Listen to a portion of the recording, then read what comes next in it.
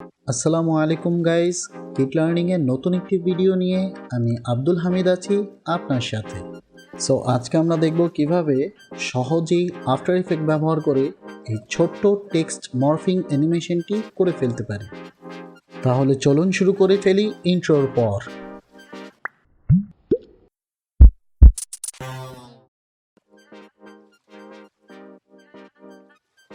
চলে আসলাম আমরা আফটার ইফেক্টের জাদুর দুনিয়াতে। শুরুতেই আমরা দেখে নিই কম্পোজিশন সেটিং। এখানে আমরা 1920x1080 কম্পোজিশন নিচ্ছি, ফ্রেম রেট রাখছি 24।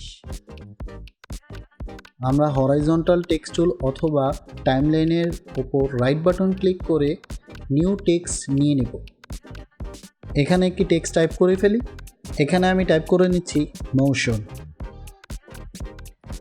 পিভট পয়েন্ট অ্যালাইন করার জন্য কন্ট্রোল অল্টার ধরে হোম প্রেস করছি, অ্যালাইনমেন্ট থেকে সেন্টার অ্যালাইন করে নিচ্ছি। লেয়ারটাকে কপি করার জন্য কন্ট্রোল ডি প্রেস করছি। আমি এখানে সাইরা কনডেন্স ফন্ট ইউজ করছি। আপনারা যে কোনো একটি ফন্ট ইউজ করতে পারেন, তবে মনে রাখবেন সিমিলার ফ্যামিলির ফন্টগুলো এডিট করতে খুব কম সমস্যা হয়।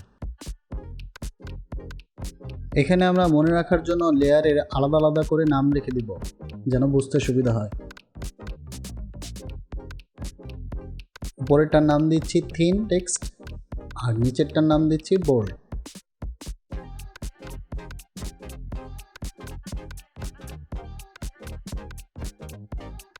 নিচের ফন্টটাকে বোল্ড করে নিচ্ছি।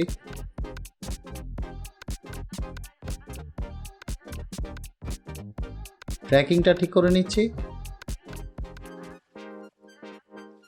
ওপরের লেয়ারটা সিলেক্ট করে রাইট বাটন ক্লিক করে ক্রিয়েট শেপ ফ্রম টেক্সট। একইভাবে নিচের লেয়ারটা সিলেক্ট করে ক্রিয়েট শেপ ফ্রম টেক্সট, এই লেয়ারটা ধরে নিচে দিয়ে দিই। এখন আমরা থিন লেয়ারটা সিলেক্ট করে সার্চে লিখব পাথ, দেন এন্টার প্রেস করব। এখানে একটু বড় করে নেই, বোল্ড লেয়ারটা হাইড করে দেব। কন্ট্রোল ধরে প্রত্যেকটা পাথ সিলেক্ট করে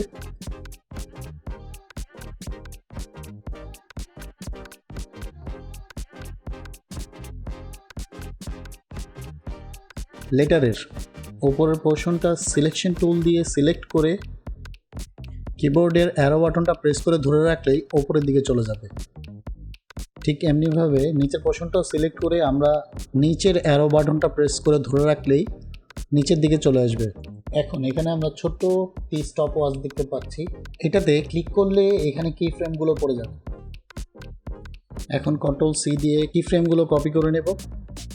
থিন লেয়ারের কাজ এখানেই শেষ। বোল্ড লেয়ারটা সিলেক্ট করে সার্চ বারে আবার পাথ লিখব, দেন এন্টার। আগের মতো করে প্রত্যেকটা পাথ সিলেক্ট করে নেব।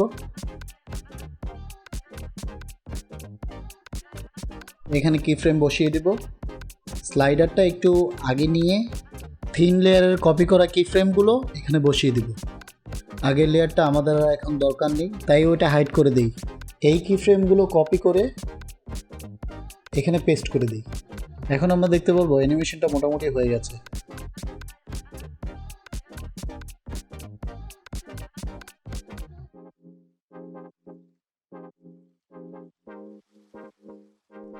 অ্যানিমেশনটা আরেকটু স্মুথ করার জন্য F9 প্রেস করে ইজ করে নিচ্ছি।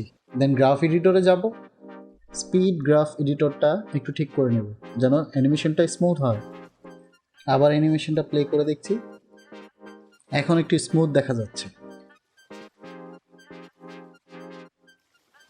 লেয়ারটা ক্লোজ করে নেব। শুধু কি ফ্রেমগুলো দেখার জন্য কিবোর্ড ইউ প্রেস করব। এখানে ফাইনাল টাচ অ্যাড করার জন্য ইকো ইফেক্টটি ইউজ করব।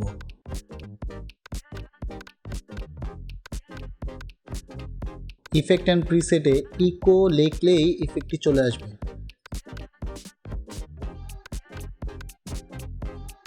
ইফেক্টটি ড্র্যাগ করে লেয়ারের উপর ছেড়ে দিলেই ইফেক্ট কন্ট্রোল প্রিসেটে এর প্যারামিটার আমরা দেখতে পাবো।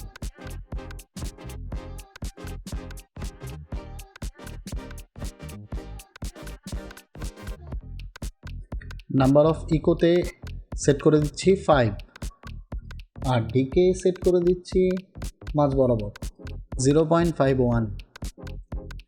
এখন আমরা কালার অ্যাপ্লাই করব। ইফেক্ট অ্যান্ড প্রিসেট থেকে ফিল অ্যাপ্লাই করে নিচ্ছি লেয়ারে। উপরে ড্র্যাগ করে নেব। এখানে আমাদের কাঙ্ক্ষিত কালার কোডটি বসিয়ে দিব। আমি আমারটি বসিয়ে দিচ্ছি, আপনারা যে কোনো কালার কোড ইউজ করতে পারেন এখানে। এখন ব্যাকগ্রাউন্ডের জন্য টাইমলাইনের উপর রাইট বাটন ক্লিক করে নিউ সলিড ব্যাকগ্রাউন্ড লেয়ার। এখানেও আমরা কাঙ্ক্ষিত কালার কোডটি বসিয়ে নেব। এগেইন আমি আমারটা ইউজ করতেছি, আপনারা চাইলে আমাকে কপি করতে পারেন অথবা আপনি নিজেরটা ইউজ করতে পারেন কালার। ব্যাকগ্রাউন্ড লেয়ারটা ধরে নিচে নিয়ে আসবো যেন আমরা টেক্সটটি দেখতে পারি। এখানে একবার প্লে করে দেখব সব ঠিকঠাক আছে কিনা। এখন টাইমলাইনের কার্সর 2 সেকেন্ডের এখানে এসে কিবোর্ডে এন প্রেস করব।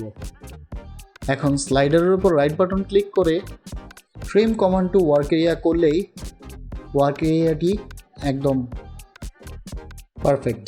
এখন এক্সপোর্ট করলেই আমাদের কাজ শেষ। কিছু বুঝতে সমস্যা হলে অবশ্যই কমেন্ট করে জানাবেন। আসছি আমি পরের ভিডিও নিয়ে। আল্লাহ হাফেজ।